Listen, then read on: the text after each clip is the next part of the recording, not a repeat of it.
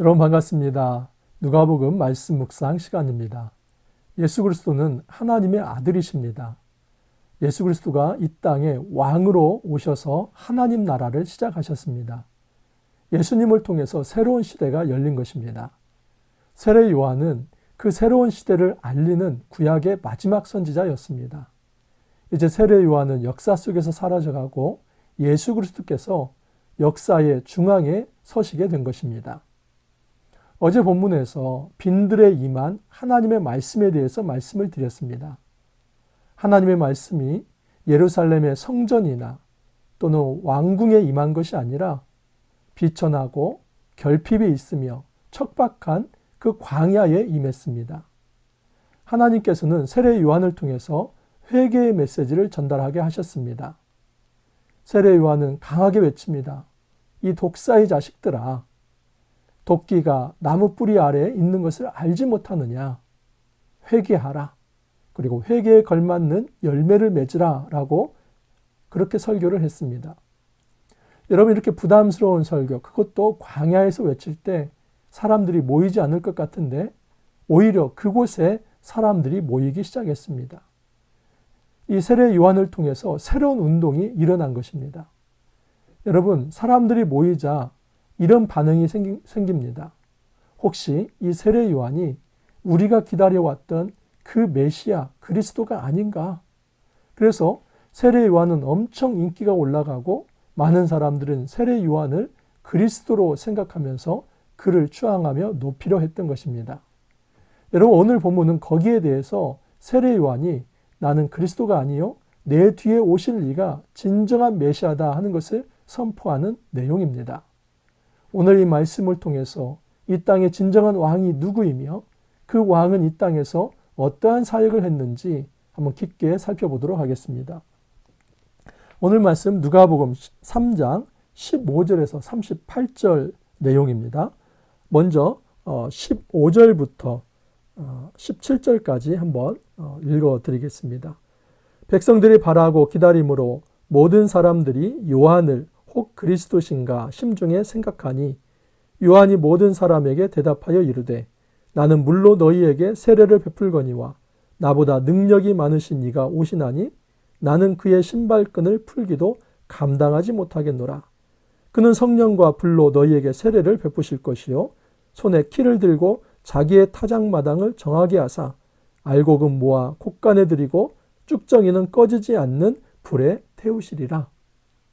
많은 사람들이 세례 요한에게 나왔습니다. 그들은 이미 마음속에 바라고 기다렸던 것이 있었다고 합니다. 그 바라고 기다렸던 것이 무엇일까요? 여러분, 메시아입니다. 그리스도입니다. 이미 유대는 어떤 역사를 겪었냐면 BC 167년부터 63년까지 그 마카비 혁명 이후에 독립국가, 이 하스모니안 왕국을 세웠었습니다. 여러분, 이 하스모니안 왕조는 유대의 독립국이었습니다. 그 거대 제국, 이 그리스로부터도 독립한 그 전력이 있었던 것입니다. 100년 동안 그 거대 제국으로부터 독립해서 유대가 자치 통치를 했습니다. 그런데 그 하스모니안 왕조가 로마에 의해서 망하게 됩니다. 그래서 여전히 다시 로마의 식민 통치로 들어가자 많은 유대인들이 기다린 것입니다. 이전에 마카비가 진정한 우리의 메시아로 생각을 했는데 아니었나 보다. 이제 진짜 하나님께서 보내주실 그 그리스도 메시아, 이 로마의 통치로부터 우리를 해방시켜줄 그 정치적 군사적 메시아를 많은 사람들이 기다려왔습니다. 그런데 지금 세례 요한 주위로 그 광야에 많은 사람들이 운집하고 모여들자 사람들은 생각을 했던 것입니다. 세례 요한이야말로 정말 이 시대의 소망이 될 수 있겠구나. 이 세례 요한이 지도자가 되어서 우리를 로마의 통치로부터 해방시켜 줄 수 있지 않을까, 그런 기대감을 가졌던 것입니다. 그런데 거기에 대해서 세례 요한은 겸손하게 이런 이야기를 합니다. 나는 물로 너희에게 세례를 베풀거니와 나와 나보다 능력이 많으신 이가 오시나니 나는 그의 신발끈을 풀기도 감당하지 못하겠노라. 여러분, 그 샌들입니다. 샌들의 그 신발 끈을 푸는 사람은 누구냐면 종이나 하는 것입니다. 세례 요한이 하는 얘기는 뭐냐면 나는 예수 그리스도 이 오실 메시아 그 그리스도의 신발끈도 풀기에 합당하지 않은 그런 종보다도 더 낮은 자입니다. 이런 이야기를 합니다. 여러분, 세례 요한은 엄청난 유혹이 있었을 것입니다. 왜냐하면 많은 사람들이 자기를 추앙하고 또 인기가 높아지고 그 유명세 속에서 자기가 한번 말을 하면 많은 사람들이 움직일 수 있는 그런 상황이었습니다. 그런데 세례 요한은 겸손하게 나는 그리스도가 아니요 내 뒤에 오실 이가 진정한 그리스도라고 이야기를 합니다. 여러분, 이 시대의 모든 이단의 교주들은 이 세례 요한의 본을 따르지 않습니다. 세례 요한은 아무리 많은 사람들이 모였는다 할지라도 나는 아무것도 아니고 그 예수 그리스도에 비하면 나는 종도 되지 못하고 그런 자리에 임할 그런 자격도 없는 자이며 내 뒤에 오실 그 그리스도가 진정한 크신 분입니다 하면서 그리스도를 높입니다. 이것이 정상입니다. 그런데 여러분, 이 시대의 모든 이단의 공통적 특징이 뭐냐면 그 교주가 하나님 위에 있습니다. 그 사람이 하나님보다 더 높은 자리에 있고 예수 그리스도 위에 있습니다. 그래서 많은 사람들을 섬기는 자가 아니라 그 사람들 위에서 군림합니다. 예수가 왕이신데 예수보다 더 높은 왕이 되어서 사람들을 부려먹습니다. 이런 이단의 통치에 속아서는 안 됩니다. 모든 이단의 공통적 특징입니다. 교회도 마찬가지입니다. 여러분, 교회 안에 진정한 왕은 예수 그리스도입니다. 교회의 머리는 예수님입니다. 그 예수의 통치를 받으며 말씀의 통치를 받는 것이 옳지 어떠한 사람이 왕 노릇해서는 안 됩니다.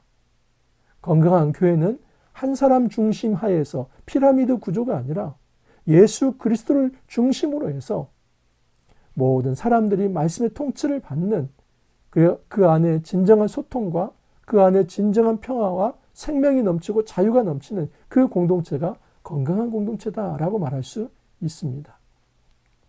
세례 요한은 겸손하게 자기의 신분과 자기의 역할과 자기의 주제와 한계를 알았습니다.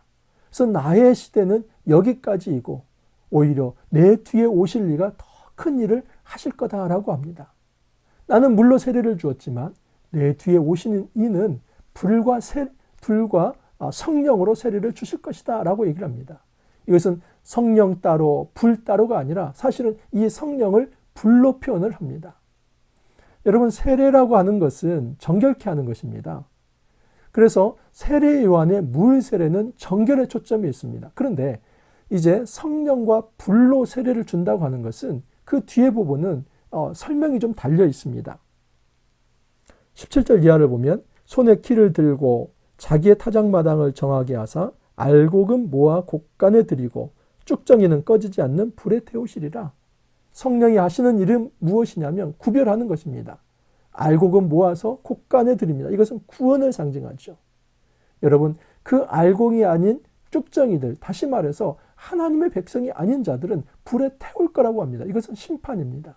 그러므로 세례 요한은 단지 그 물로서의 정결케 됨에 어떤 초점이 있었다면 예수 그리스도는 더 본질적으로 진정한 구원을 이루실 분이며 그 구원의 동전의 앞뒷면인 그 뒷면인 바로 심판을 하실 분이다. 구원과 심판의 주가 예수 그리스도다. 그것을 세례 요한이 드러낸 것입니다.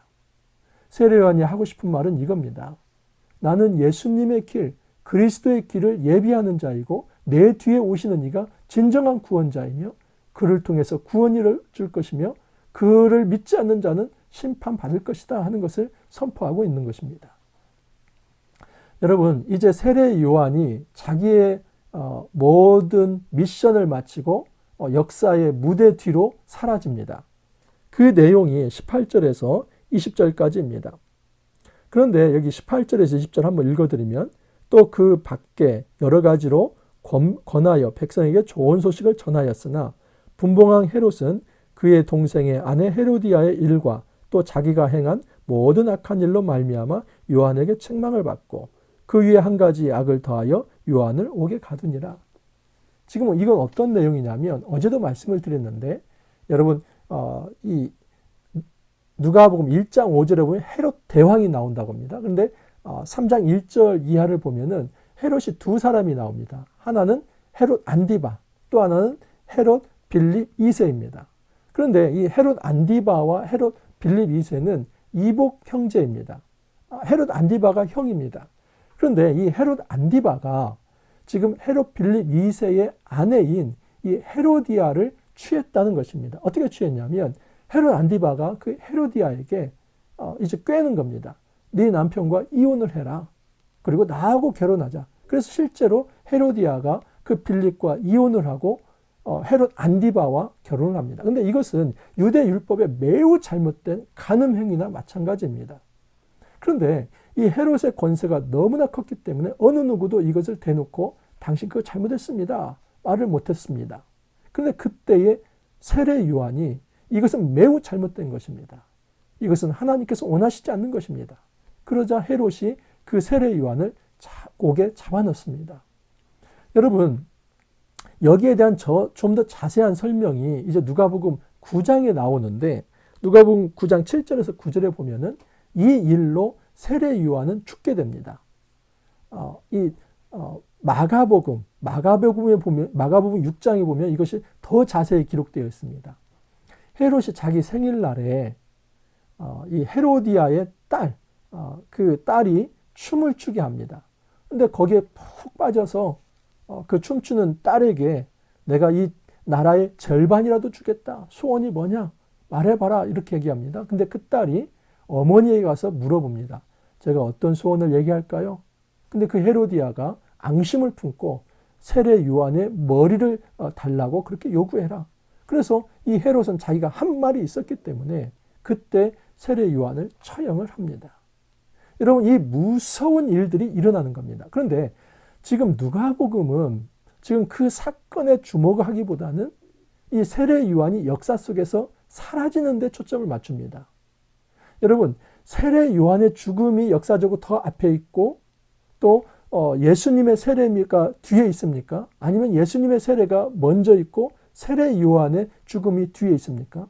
당연히 예수님은 세례 요한에게 세례를 받기 때문에 세례 사건이 앞에 나와야 하고 이 세례 요한의 죽음이 뒤에 나와야만 합니다. 그런데 누가복음은 그것을 지금 바꿔서 세례 요한의 죽음을 먼저 얘기를 하고 역사 속에서 옥에 갇히는 것을 먼저 얘기하고 그 다음에 예수의 세례에 대해서 얘기합니다. 이것은 어떤 문학적 구조를 가지고 있냐면 여러분, 영화로 말하면 페이드 아웃과 페이드 인입니다. 무슨 얘기냐면 장면이 이렇게 막 사라지는 장면이 있지 않습니까? 근데 그 사라지면서 오버랩되면서 새로운 장면이 딱 나옵니다. 지금 세례 요한이 옥에 갇히면서 장면이 싹 사라집니다. 그러면서 어떤 장면이 떠오르냐면 예수가 세례 받는 장면이 딱 떠오르고 하늘에서 이는 내 사랑하는 아들이라 너희는 그의 말을 들으라. 이런 게 지금 이 장면이 나옵니다. 이건 뭐냐면 예수님의 부상과 그리고 세례 요한이 없어지는 것이 대조가 되는 것입니다. 세례 요한이 위대한 사역자입니다. 세례 요한은 그 여인이 낳은 자 중에서 가장 위대한 사역을 했다고 예수님께서 그렇게 칭찬을 하셨습니다. 세례 요한은 예수 그리스도의 길을 열었으며 회개의 어떤 메시지를 전하면서 많은 사람들을 이 하나님 앞으로 나오게 했습니다. 그리고 인기가 있었습니다. 여러분, 그 광야에 사람들이 모였다는 거 한번 생각해 보십시오. 뭐 군인들, 세리들, 모든 무리들, 그들이 모여서 이제는 세례 요한이 말 한마디만 하면 정말 어떤 조직이 생기고 또 세례 요한이 교주가 될 수도 있습니다. 근데 세례 요한이 그때 그런 어떤 유명세에 자기의 양심을 팔지 않고 내가 이 땅에 온 진정한 미션은 예수 그리스도를 드러내는 것이다 하는 것을 그렇게 알면서 예수 그리스도를 드러내고 자기는 조용히 역사 뒤에서 사라집니다. 세례 요한은 조연으로서 정말 그의 할 일을 잘하고 주인공이 나타날 때 사라집니다. 여러분, 어떤 무대에서 주인공이 나타났는데 만약에 조연이 나 좀 이 분량 좀 채우고 싶다 해서 안 나가면 어떻게 됩니까?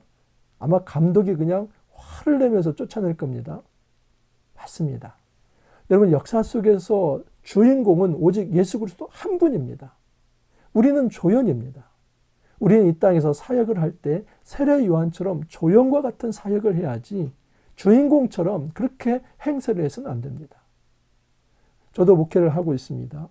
여러분, 제가 목회를 하는 것은 예수 그리스도를 왕으로 선포하는 데 초점이 있는 것이지 제가 높아지거나 사람을 높이는 데 있지 않습니다. 우리 보는 예수 그리스도의 왕적 통치, 말씀의 통치를 받기 위해서 이 땅에서 이렇게 공동체를 이루고 살아가는 것입니다. 자, 이제 예수님의 역사에 드러납니다. 그리고 어떤 일이 일어나는지 한번 보십시오. 21절 이하를 보면 백성이 다 세례를 받을새 예수도 세례를 받으시고 기도하실 때에 하늘이 열리며 성령이 비둘기 같은 형체로 그의 위에 강림하시더니 하늘로부터 소리가 나기를 너는 내 사랑하는 아들이라 내가 너를 기뻐하노라 하시니라.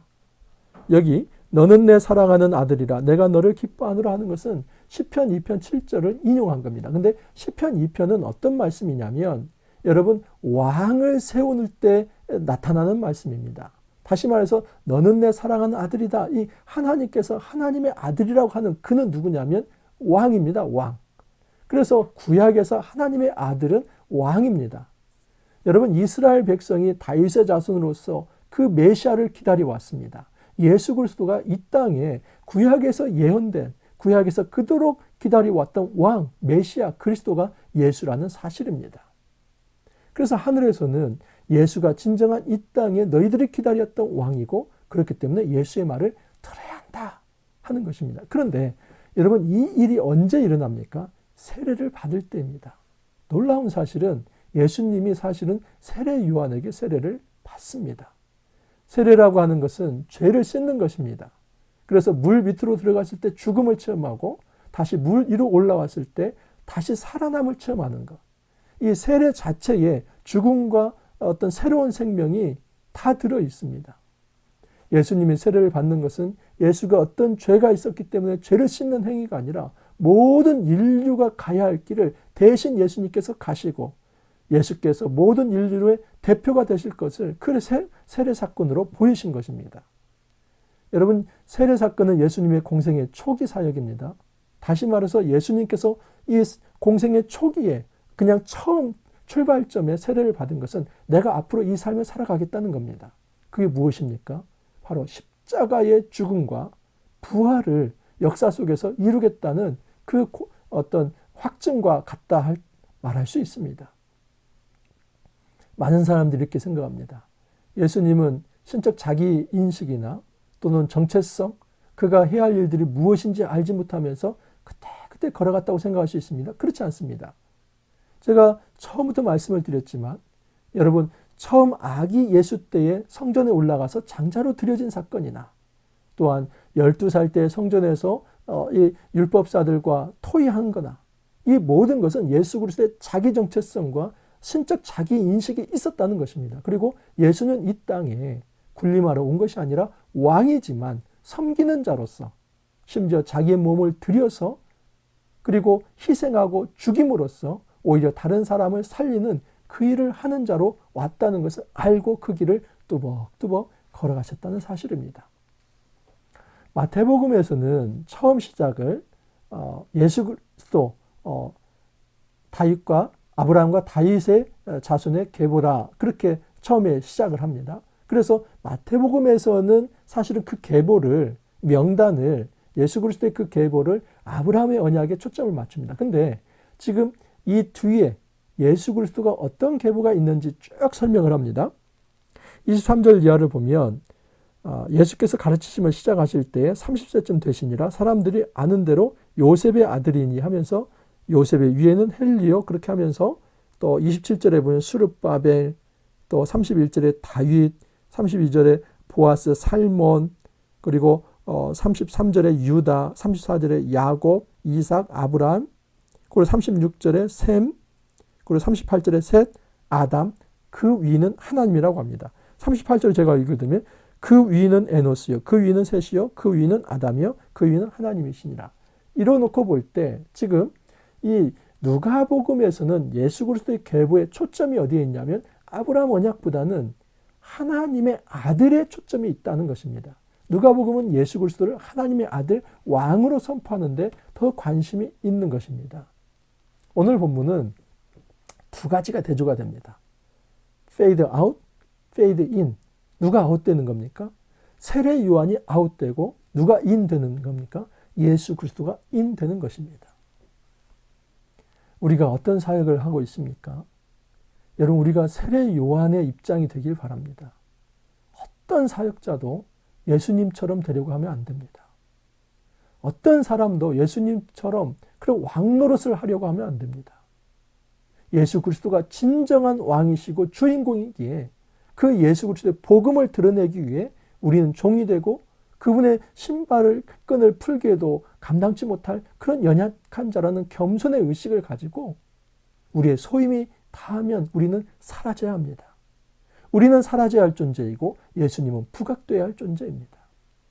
우리가 사역해야 할 사역의 목표는 나의 이름을 드러내는 것이 아니라 예수 그리스도의 이름을 드러내고 우리는 사라지는 데 있습니다. 이것이 정말 사역 잘하는 것이다 라고 생각을 합니다. 여러분, 이 땅에서 우리의 왕국을 세우지 말기 바랍니다. 사람의 왕국 세우지 말기를 바랍니다.